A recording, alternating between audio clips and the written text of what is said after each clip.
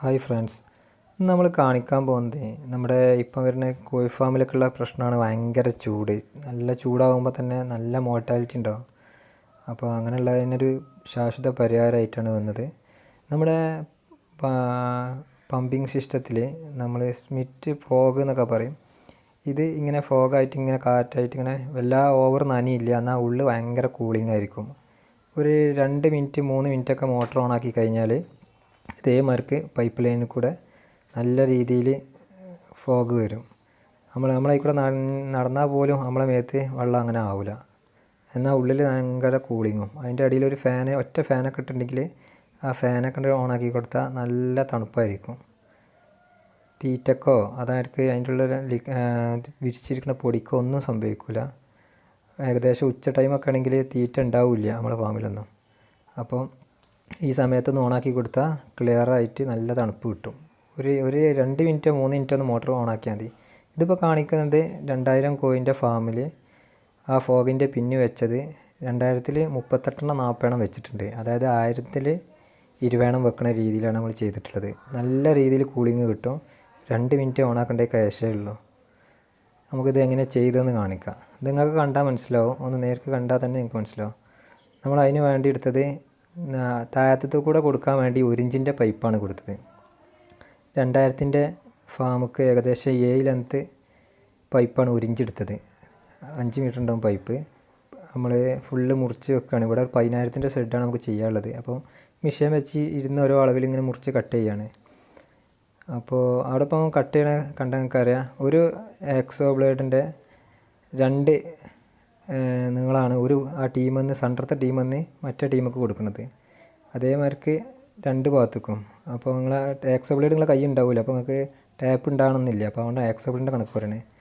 അപ്പോൾ ഒരു പൈപ്പിൽ നിന്ന് 2 എക്സോ ബ്ലേഡിൻ്റെ അളവ് നടുവിൽ ടീ ഇട്ടിട്ട് അങ്ങോട്ടും കൊടുക്കുക, ഒരു ടീ കൊടുക്കുക, തിരിച്ച് 2 അങ്ങോട്ട് കൊടുത്തിട്ട് ടീ കൊടുക്കുക, 3 ടീ ഇടുക. ആ ടീ കൊടുത്ത പൊസിഷനൊക്കെ കണ്ടാൽ മനസ്സിലാവും. പിന്നെ മെയിൻ കാര്യം ഇതിൻ്റെ ട്രെൻഡ് ഈ സാധനമാണ് കിട്ടേണ്ടത്. ഇതിന് ഒന്നിന് 60 രൂപ വരും.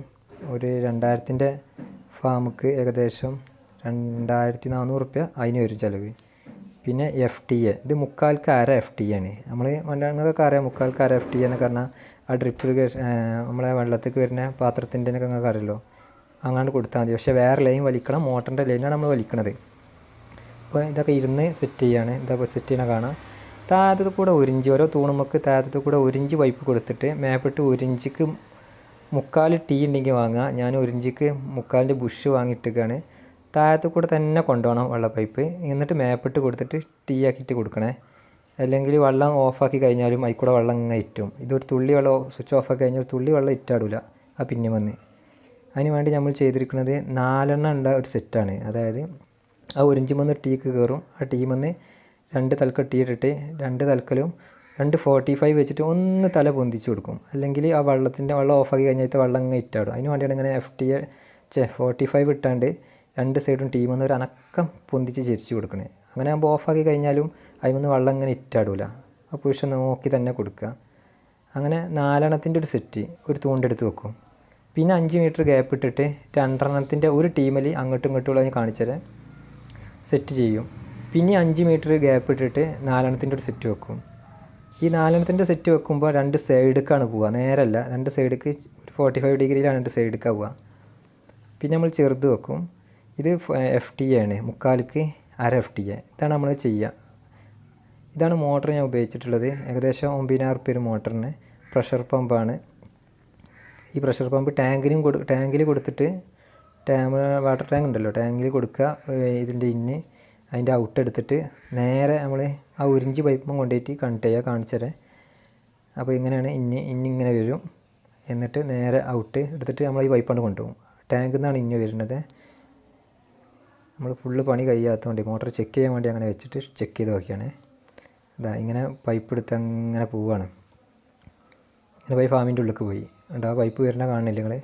അങ്ങനെ ഫാമിൻ്റെ ഉള്ളിൽ നിന്ന് ഇങ്ങനെ നേരെ വന്നിട്ട് ഈ ഫാമിൻ്റെ ഒരു ടീ ഇട്ടിട്ട് അപ്പുറത്തേക്ക് ഒരു വാൾവ് ഇട്ടുണ്ട്. പൂട്ടിയിട്ട് അടുത്ത ഫാമുക്ക് പോകാൻ വേണ്ടി ചെയ്താണ്. HD കോളറും ഇട്ടാണ്ട് ഈ വാൾവ് തുറന്നു കഴിഞ്ഞാൽ ഈ 1 ഇഞ്ചിൻ്റെ പൈപ്പ് കണ്ട് വരും. ഇതൊക്കെ 1 ഇഞ്ച് കൂടെ അങ്ങോട്ട് വന്ന് എല്ലായിടത്തേക്കും പോകും. ഇത് ഇങ്ങനെ ഈ 4 സെറ്റ് ചെയ്ത് വെച്ചില്ല നമ്മൾ, അതിക്ക് പോകും. അങ്ങനെ 4 ചെരിവ് കൊടുത്തിട്ട് ഇതേമാതിരി ടീ ഇടുക, മുകളിൽ കൊടുക്കുക. അടുത്തതിൻ്റെ അടുത്ത് കൊടുക്കേണ്ടത് ഇതാണ് ചെറുത്. വല്ല നീളം വേണ്ട, കാരണം സെൻറ്റർ കിട്ടാൻ വേണ്ടി, മറ്റേ നല്ലോണം അങ്ങോട്ടാണ്ട് പോകും. അപ്പോൾ വാൾ വിട്ട കണ്ടങ്ങൾ കണ്ടോ, അത് അടുത്ത സെക്ഷന് തിരിച്ചാള. ഈ അടിയത്തെ വാൾ കൂട്ടിയിട്ട് മറ്റേ തുറന്നാൽ അടിയത്തെ ഫോമുക്ക് പോവേ. ഇതാ ഇങ്ങനെ പോയി ഒരു വലുത് കൊടുത്ത് വലുതിൻ്റെ തുമ്പൊന്നും ആടാതെ ഒന്ന് കെട്ടിയിട്ടിട്ടുണ്ട്. ഇതെപ്പോഴും ശ്രദ്ധിക്കുക, അടിയിൽ കൂടെ മെയിൻ ലൈൻ പോകണേ, അല്ലെങ്കിൽ വെള്ളം ഓഫാക്കി കഴിഞ്ഞാലും അതിലത്തെ വെള്ളം കണ്ട് ഈ അടിയത്തെ പൈപ്പൊക്കെ വരാൻ വേണ്ടിയാണ്, ഇറ്റാടാതൊക്കെ വേണ്ടിയാണ് അടിയിൽ കൂടെ മെയിൻ ലൈൻ പോവുക, മേപ്പിട്ട് പൊക്കിയിട്ട് കൊടുക്കുക.